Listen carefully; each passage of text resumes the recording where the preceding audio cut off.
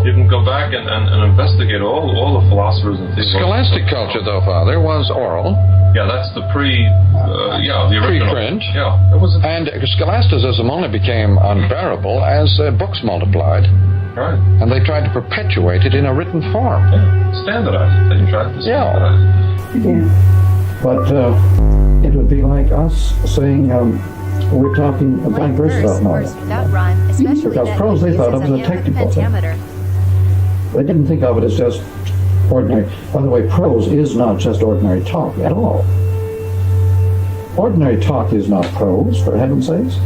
Colloquial, what you're recording there is not prose, you see. And when you try to translate it into prose, it's damn hard. You have to change it. You have to change it. Yeah. So Jourdain was quite right.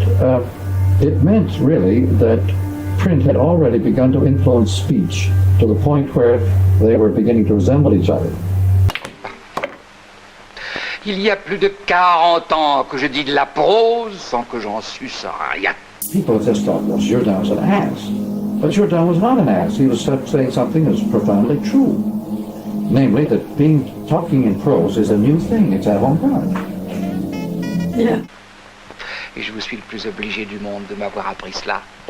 Je voudrais donc lui mettre dans un billet, belle marquise. Bring me my slippers and give me my nightcap? That's prose? Yes, sir. By my faith! For more than 40 years I have been speaking prose without knowing anything about it? And I am much obliged to you for having taught me that. I would like, then, to put into a note to her, beautiful Marchioness, your lovely... He doesn't comment on it. Writing did not merely record language, it was a totally new medium of expression and communication which the spoken word came in turn to imitate. It's the space of the interval. When you touch something, you create an interval, not a connection. And if there were any connection between your finger and what you touch, you wouldn't have a finger. So it's interval and it's resonant. The resonant interval is touch. And that is called the chemical bond by Linus Pauling. You see, the electricity puts your nervous system outside as an environment. When you have instant access... By the way, look at cover of Gene Aid. Every kind of data. Guide, Dali picture of what TV really is. Data classification. But he knew that those... A rather futile... Those two sounds containing two TV screens had to have a big interval between them because interval is and touch. Pattern TV is touch. Recognition becomes... On the horizon, he put a little bit of brain tissue. Mandatory. The only way of to show that the environment of electric power is instant and central nervous system. Fields of data. We now live inside our own nervous system. Terrible situation, and Dorothy's not the only one. Just how you got from laundry to education, I don't quite follow. And his theme was that our modern world, the ancient powers of word of mouth meets the modern network world, is going back into the Finn cycle, but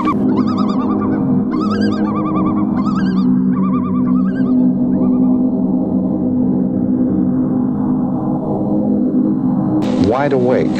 Not only soothe the savage breast, but to control.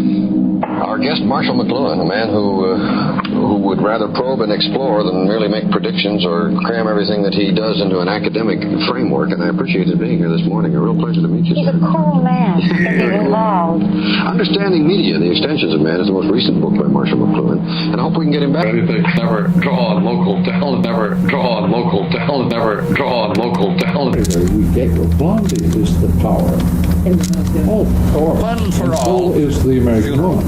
Dagwood's America is one of my first essays. The American male has no power. Well, avant-garde just means where it's at, as that sort of seedy. He is a hopelessly feeble male being that is a typical American man. Came with radio. Whose ego, you know, is very, very radio. Remember, he tribalized North America too. Yes, very. For anything that they wanted for exotic effect, that they wanted for exotic effect, that they wanted for exotic effect.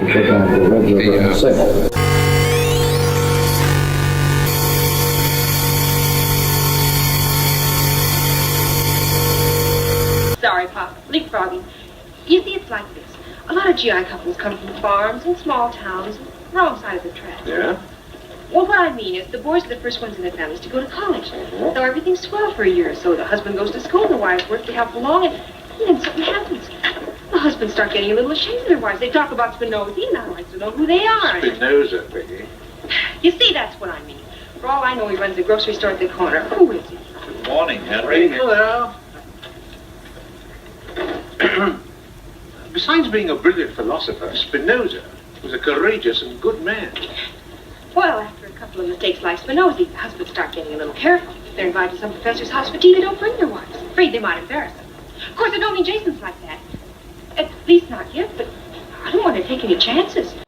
If we would have, I have proposed, okay, that colleges should allow, with the moment a woman is entered, okay, she has entrance to that college for life, okay, and that she should be free to leave, okay, to have babies when her body wants to have babies, when it's healthy to have them, okay, and then return, have the occasional course, okay, build up credits, and fathers, I mean, you might be able to do it as well, and so on, to get married women with children into the classroom.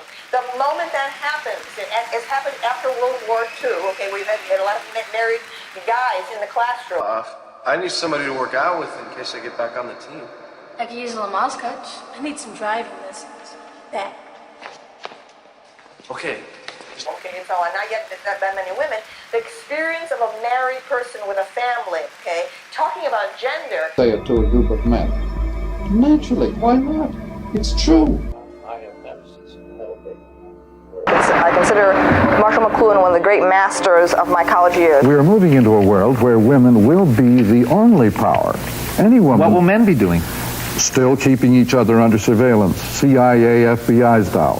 He was a professor, a very learned man who suddenly was caught in the public spotlight, and then was seen everywhere. Suddenly he was a... Marshall McLuhan, what are you doing? Lately I've been worrying about Phyllis Diller. World of crazy adventures. Circuitry, whatever, is already there as a total information environment. It is a teaching machine, sure.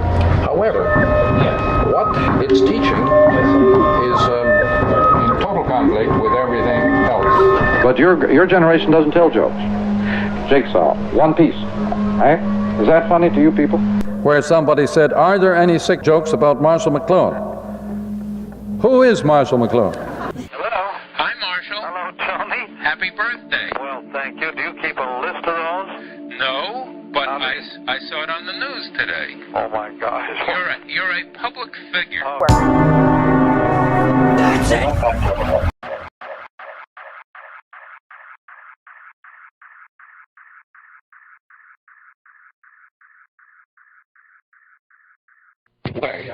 Because I think it might help both of us.